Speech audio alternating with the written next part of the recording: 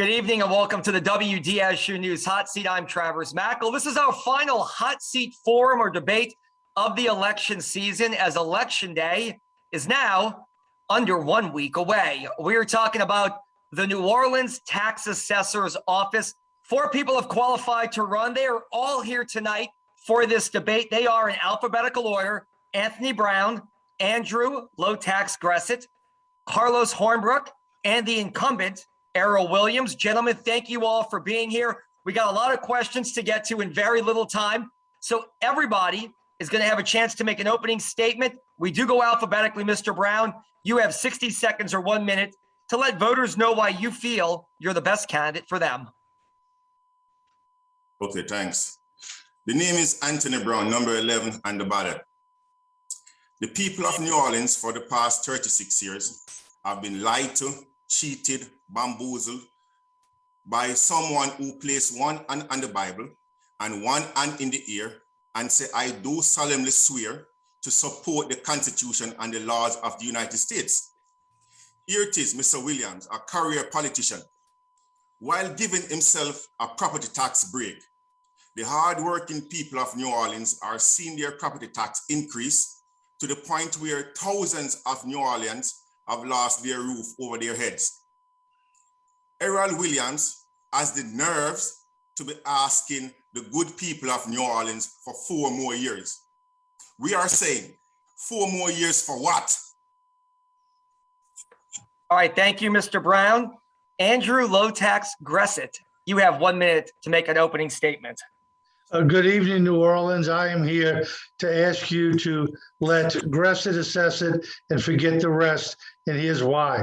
Do you remember that television series about New Orleans? The opening went something like this. It was down in the Treme with me and my baby. Well, guess what? You and your baby can't afford to live in the Treme anymore because the tax man is gentrifying the city. By the time he's done with you, you'll be lucky if you got 10 acres and a chicken. The man is a career politician. He has been in office for almost 50 years. He lied to the local paper about his age. He's 82 years old. He is there and he has a bad set of books. He is a bookkeeper. He has been at City Hall too long. We need to term limit this office. We need an absolute change. We have a quality of life premium that you're not getting the benefit of. All right, thank you very much, Mr. Gressett. For the record, I know that, just to clear this up, I know, Mr. Williams, you are 72 years old, not 82 years old, but we'll get to that in a second. Carlos Hornbrook, you have 60 seconds to make an opening statement. Hello, my name is Carlos Hornbrook. I'm number 13 on the ballot. I was raised in New Orleans. I went to De La Salle High School. I went to LSU, got my BA in history, went to Southern Law Center, got my JD degree, and I went to the University of Florida and got my master's in law and taxation. I feel that I'm qualified to run for assessor because, one, I'm a real estate agent. I'm also a real estate broker, so I'm familiar with appraisals. I'm an attorney, so I'm familiar with Louisiana law. I have a master's in taxations and law, so I'm familiar with the U.S. tax code.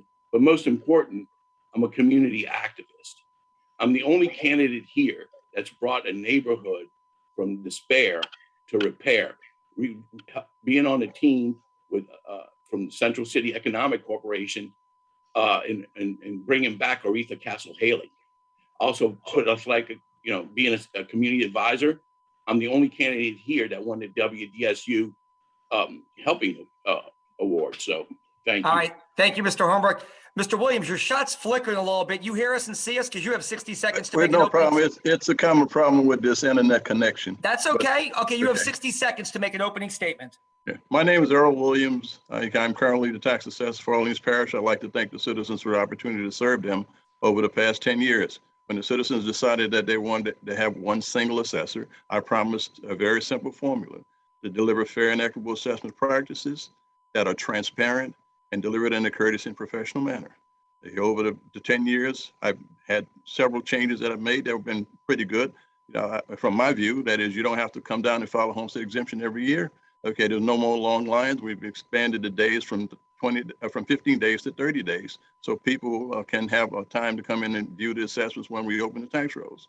Okay, now everything is virtual, so you can come in every day and visit the office. You can do it by telephone or you can do it virtually. Thank you for the opportunity to serve you. All right, you're looking a little digitized. I know we're doing these Zoom, and it's the pitfalls of technology. We hear you fine, Mr. Williams. Yeah, It's breaking up. We'd like people to see you too, but we definitely need to hear you as well, because we're going to start this question with you. Okay. In recent years, thousands of people yearly appeal to Baton Rouge their property tax assessment in New Orleans, whereas in neighboring Jefferson Parish, they've only had a handful over that same time frame. Why do you think, and how can you better assess property to where you limit the number of appeals in Baton Rouge? And like I said, I know you're digitized pretty badly. We hear you, but I don't know if we can try to fix that. I know it's the pitfalls of technology, but go ahead. Yes, no problem. In order to be able to build confidence in the assessment process, I made it very transparent so everybody can see everyone else's assessment. Now, my history shows that over the past 3 to 4 years, my assessments are in line or in the ballpark of what they're worth. My history also shows me that 75% of the properties that sell in New Orleans are selling for at least 110% higher than what I have on the tax rolls. I'm not the guy who creates gentrification. Okay, as one of my opponents may say, I'm the guy who has to follow the sales and trying to determine what the fair market value is for each respective neighborhood. We have 393 neighborhoods that we divided the city into in order to be able to get some form of uniformity. All right, Mr. Hornberg, same question. If you're elected as property tax assessor, what can you do to limit the number of appeals every year in Baton Rouge? Because it's in the thousands as opposed to other parishes that are way less than that. You have 60 seconds. Well, for one thing, Mr. Williams has a 95% losing record when you go to the Louisiana Tax Commission. He creates 70% of the workload for the Louisiana Tax Commission with his unfair assessment. A good example is reducing the hotels by 57% and costing the city $90 million. And he puts it on the back of the individual homeowners. Every property in New Orleans is overassessed. And if they take it to the Louisiana Tax Commission on appeal, they will win. Mr. Williams has a losing record there. And one thing I would fix is once I lose at the Louisiana Tax Commission, I would keep it at that rate. I would not raise it again. And lose again. So that's the things I would try to do to fix the situation. But right now it's horrible. Mr. Williams, again, it's 70% of the workload, and he has a 95% losing record there. All right, Mr. Gressett, same question. If you're elected, what do you do to limit the number of appeals in Baton Rouge from Orleans Parish? First, Mr. Hornbrook's correct. Mr. Williams said that he doesn't set that he goes by sales. Well, according to Louisiana Legislative Auditor's report, they chastise him. He illegally only chases sales and uses that because he has converted the office from a property assessment office to a tax collection office, and he is gentrifying the city. That is what he's doing. He's a tool of the establishment. It's about making money. It's not about properly assessing properties based on the value. There is a quality of life premium that the people in the city of New Orleans are not given a credit for. Let me tell you, as a real estate professional and owner of New Orleans Realty for 40 years, I can tell you people are paying more for real estate than what it's worth. Because your neighbor pays more for a piece of property doesn't mean you should get penalized. Mr. Williams has been chasing sales by statute. There are 3 methods that they're required to use, but there's so much discretion in the assessor's office, which is why we need to term limit it to 12 years. Thank you. All right, thank you, Mr. Brown. Same question. What would you do to limit the number of appeals if you're elected assessor in Orleans Parish? Every single resident of New Orleans, if they should challenge their assessment, can win, Mr. Williams, because one of the biggest issues here is that Mr. Williams is not following the Constitution and the constitutional principles as it relates to the ad valorem tax, or Article 7 of the Louisiana Constitution that deals with revenue and taxation. Mr. Williams, in a written document to me, admit that much, that he really don't care about the Constitution and the constitutional principle, neither does he care about property rights. You see, what is happening here, we talk about property, and when you talk about property, for the most part, people are talking about one category of property. that they're talking about the place you call your home. That's not the only category of property that's on the tax roll, or that Article 7 deals with. And therein lies the problem. Until you have somebody like myself who believe and trust in the Louisiana Constitution, we will continue to have this problem. It doesn't matter who is in the office. However, we know that this career politician fails to follow the Constitution. All right, Mr. Gressett, let's start this question with you. Mr. Williams gave a break during COVID to large hotel chains and restaurants in 30 seconds. Was that a good move or a bad move? Would you have done the same thing? Everyone, the citizens of New Orleans, the homeowners, the property owners should have been given the same consideration. He did not do it. For that, he doesn't deserve to be reelected. Besides being a bureaucratic bookkeeper who's been there 50 years as a career politician, who's converted the office, he doesn't give people a quality of life premium credit, which is what you're asking about, which is what he should have done before. So yes, the commercial people should have received it, but the residential homeowners should have as well. All right, same question, Mr. Hornbrook, in 30 seconds. Well, I think he went overboard with the hotels at 57%. These are out of town corporations that own these hotels. They have insurance to cover situations like this, and to bring the brunt of the taxes on the homeowners and raise it after COVID is just uncalled for. It's not fair. It's not fair. And that's why my mission is to be fair with homeowners and commercial homeowners to do proper assessments. All right, Mr. Williams, that City Hall Wi-Fi is looking good right now, so hold it right there. If you can, in 30 seconds, if you could talk about your decision to give a break to hotel chains and restaurants in light of COVID. I gave a break to every business that we evaluated by class, what we call land use code. That's hotels, restaurants, apartment complexes, as well as office buildings and every, based upon the principle of income approach to value.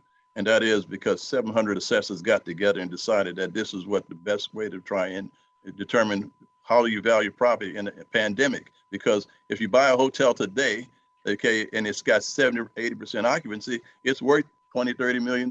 But if the government closes it down, what is it worth? So the adjustments were made. And if you look at some of my peers around the state, you'll see they're in the 40% range on those things. So everything I do is subject to second guessing. And I understand that. No, thank you, Mr. Williams. Mr. Brown, same question, 30 seconds. Therein lies the problem. Nothing is second guessing, Mr. Williams. You're just blatantly disregarding the law. That's it. No commercial property should have gotten any break because of COVID. The people of New Orleans are the one that's supposed to get the break. That's your revenue stream right there. That's your revenue stream. And you give away that revenue stream and tax the people of New Orleans. You're supposed to be fired or retired, but you're not going to retire. We're going to fire you. All right. Hey, Thank you, Ray. Okay, Mr. Williams, too, your Wi-Fi looks good. Like I said, the City Hall Wi-Fi is working good right there. So if you can hold it right there, we're good. Mr. Hornbrook, 30 seconds. Mr. Williams did give every resident after Ida a 5% break on their property taxes. Most of the city was without power. In 30 seconds, would you have done the same thing? And what would your plan be after major storms like that? I know it's tough in 30 seconds, but if you could pack it into that, because we want to get some more questions. The 5% break probably averaged $50 per person. It wasn't a grand gesture by the assessor. The assessor should have been more proactive and probably done a bigger break for the property owners. Like I said, that 5% didn't amount to much, considering that he raised, between 30 to 300% on some properties. All right, Mr. Brown, same question, 30 seconds. Mr. Williams gave a 5% break after Ida, after natural. That's a joke.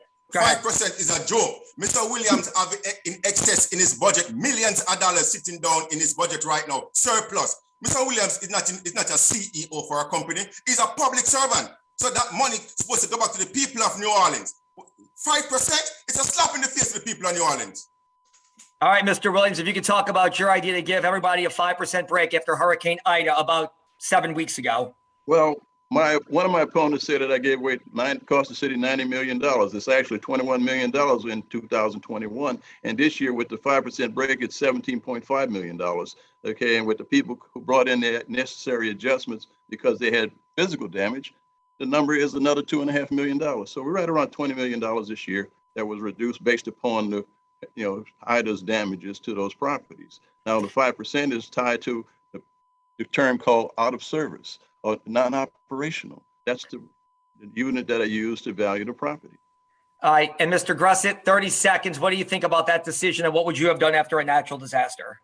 Mr. Williams only did this because of these other three gentlemen and myself. He has opposition. He should have done this after the pandemic for the residential homeowners. If you listen to what he's saying, he got together with 500 or 700 other people. You should be individual and independent. It should be 10%, not 5%. He is a bookkeeper with a bad set of books. He thinks in numbers, not a bad person, but he's a bad assessor.